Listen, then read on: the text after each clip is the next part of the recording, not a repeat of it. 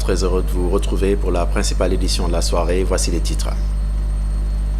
Nous parlerons d'abord de cette édition du Gamou édition 2024. À moins de 24 heures de l'événement, la sécurité est renforcée au niveau de la ville sainte de Tivaouane. 3000 agents seront donc déployés sur place.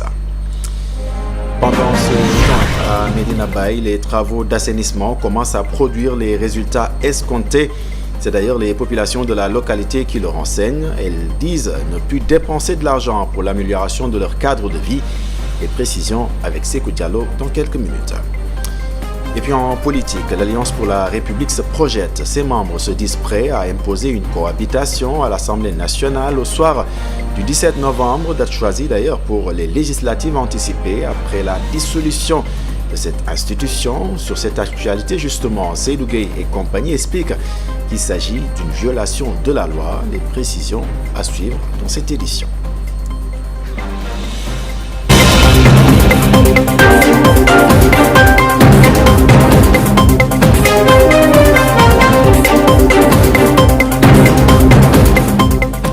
Bien le bonsoir et bienvenue dans cette principale édition de la soirée. Parlons d'abord du Maulid édition 2024. À moins de 24 heures de l'événement, la police nationale compte ainsi déployer 3000 agents à Tivaouane, un dispositif qui sera effectif avec une division de la ville en 10 secteurs, accompagné de 5 postes de police avancés, selon donc le commissaire urbain de Tivaouane, Ibrahim Diouf, c'est son nom. Il ajoute ainsi que cette année, la police a ainsi innové avec la mise en place d'un poste médical avancé.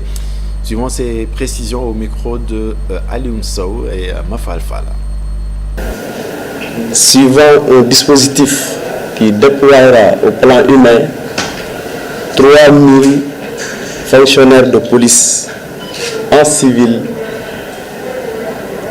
et en tenue. La couverture sécuritaire du Mauloud 2024 déploiera un dispositif qui sera chargé de veiller à la fluidité de la circulation, en application notamment du plan de circulation, à la lutte contre les accidents de la route, ainsi qu'à la lutte contre la délinquance sous toutes ses formes. Il s'y ajoutera la sécurité des marabouts et de nos domiciles, la sécurité des mosquées et des mausolées, ainsi qu'à la gestion des files de pèlerins qui viendront se recueillir au niveau de ces lieux de culte. Sur le plan logistique, d'importants moyens roulants et de surveillance aérienne ont été engagés par la Direction générale de la police nationale. J'ajoute que cette année-ci, dans une perspective d'innovation, la Direction générale de la police nationale, en collaboration avec le comité d'organisation du Mauloud et le médecin-chef de district de Tivaouane, un poste de police, un poste médical avancé. Et puis l'occasion faisant le larron, le Gamou nous permet ainsi de constater l'évolution des travaux d'assainissement au niveau de Medina Baye. Les ouvrages entrepris par l'Office national de l'assainissement du Sénégal portent leurs fruits selon donc les populations. Elle explique au micro de notre reporter avoir donc réduit leurs dépenses pour l'amélioration de leur cadre de vie. Ces Kaolackois espèrent ainsi voir plus d'efforts de la part de l'État pour toucher le maximum de localités de la zone. Les précisions, c'est avec Sékou Diallo. La population de Medina Baye face Cheikh Tidiane 2 vivait tous les problèmes du monde avec les eaux usées et les inondations. Cheikh Tidiane Gueye, Medina Baye face Cheikh Tidiane 2. C'était vraiment le calvaire dans ce quartier. Nous payions beaucoup d'argent pour des questions de vidange avant l'arrivée du Gamou. Parce qu'ici la nappe est trop proche. Ce qui fait que chaque 3 jours, avec seulement les membres de la famille, nous étions obligés de vider les fosses. Et avec l'arrivée des étrangers avec le Gamou, chaque jour, on était obligé de vider. Et ça se faisait avec beaucoup d'argent.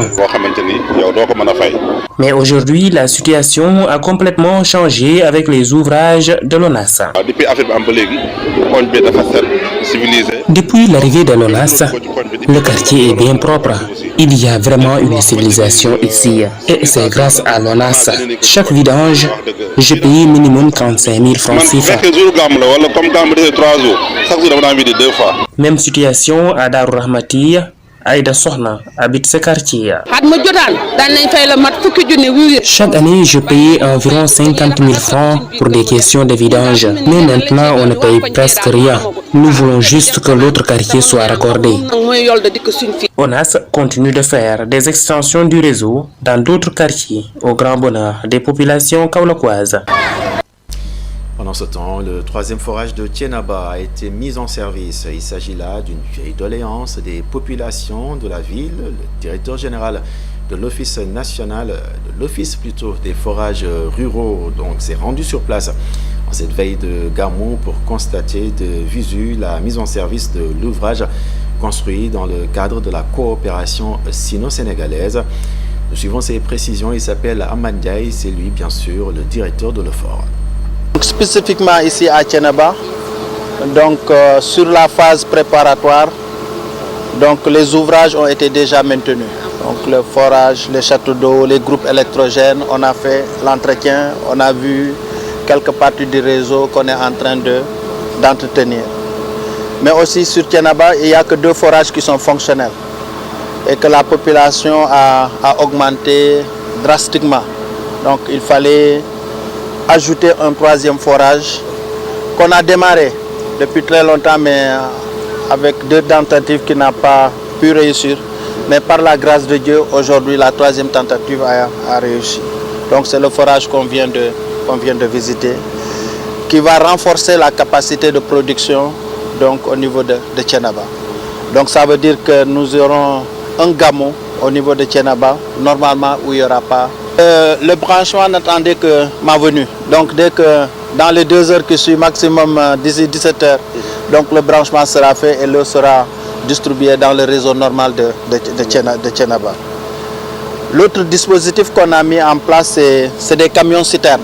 Donc on a mis une poule de 15 camions citernes donc, qui vont sillonner aussi la ville donc, pour ravitailler les poches où il y aura un manque d'eau.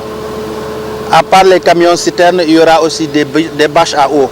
Donc une dizaine de bâches à eau qui est mise à la disposition du comité d'organisation qui leur permettra aussi de ravitailler correctement en eau. Et puis toujours dans le cadre du Gamou, la DRFJ apporte son soutien aux familles religieuses et ce à travers le projet Wadjel Gamou. La délégation à l'entrepreneuriat rapide des femmes et des jeunes a donc été reçue dans la ville sainte par Serigne Baïsi Abdou. Et puis au sortir de cette audience, Aïda Mbodj s'est entretenu avec les journalistes. Nous suivons ses explications. Effectivement de réitérer, de renouveler une tradition. C'est cette tradition même qui me lie à Serigne Babacar Abdou, à toute la famille d'abord, parce que c'est un lien de sang, mais notamment avec Serigne Babacar Abdou. Il l'a dit, il l'a réitéré, c'est un parent, c'est mon marabout, mais aussi c'est un ami. Effectivement, nous avons beaucoup de relations, des relations multiformes. Il vient me retrouver à Bambey, mais aussi je viens à chaque fois lui rendre visite. C'est pourquoi j'ai préféré venir directement vers lui. Comme vous le savez, le président est actuellement à Tivaouane, mais je viens vers lui avec une délégation, une forte délégation de l'ADER. Justement, l'ADER avait anticipé avant de venir, parce que nous avons eu à présenter aux porteurs de projet un produit financier du nom de Wadjel Gamou, comme on l'avait fait avec le Magal. Lequel Wadjel Gamou a permis aux porteurs de projet de bénéficier de 700 millions avec plus de 1000 projets. Donc à travers la région, mais aussi à Kaolack et à Fatick, et même à Louga. Donc pour véritablement profiter des opportunités qu'offre le Gamou. Parlons à présent de la migration irrégulière. Sornaïda Diallo, que vous connaissez sans doute, a profité d'un rassemblement pour présenter ses condoléances aux familles des victimes de la migration irrégulière. Elle invite ainsi les jeunes à se concentrer ici même sur des activités génératrices de revenus comme le commerce. Suivons les propositions de Sornaïda Diallo.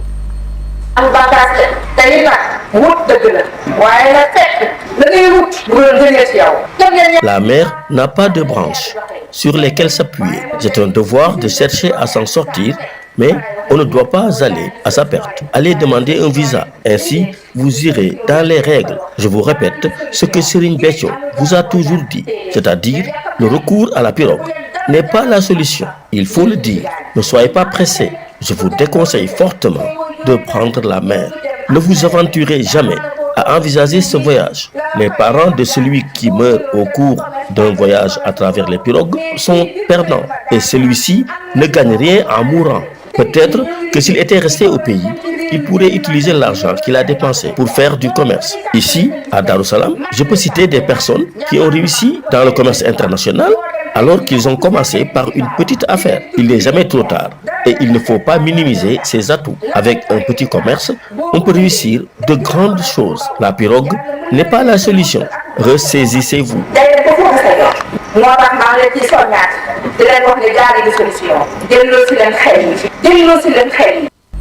Faisons un tour à présent dans la banlieue de Dakar, à Guédiawaye précisément, pour parler de Get Beach.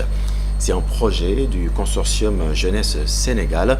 Face à l'oisiveté des jeunes, l'organisation souhaite, par cette initiative, offrir des opportunités aux jeunes de la localité. Initiative qui bénéficie par ailleurs de l'appui de l'ambassade de France. Les détails ou les précisions avec Mamadou Lamine Fati. Occuper les jeunes de Guédiawaye de manière utile à travers des activités de plage. Un défi pour le consortium Jeunesse Sénégal. Une activité qu'on a lancée l'année dernière avec l'ambition de pouvoir valoriser la plage de Guédiawaye dans son ensemble. On pense que cette plage est occupée pendant l'été par les jeunes avec très peu d'infrastructures et d'aménagements pour qu'ils puissent être en sécurité. Et donc on a voulu proposer un encadrement à cette plage dans un partenariat avec les localités, notamment les mairies, et en particulier avec la mairie de Golfe Sud qui nous a accueillis pour l'édition 1 et l'édition 2. Au-delà des aspects récréatifs et sportifs, Get Beach ambitionne de soutenir les jeunes de Guédiawaye. Il y a beaucoup de choses qu'on a repris dans le projet Get Beach. C'est comme la restauration, l'environnement, la culture et le sport. Tout ça, il y a des activités qu'on a programmées et on a financé les jeunes pour les faire. Juste pour accompagner ces jeunes qui sont passionnés par la culture, par le sport et qui ont des difficultés d'avoir des opportunités pour faire ces genres d'activités.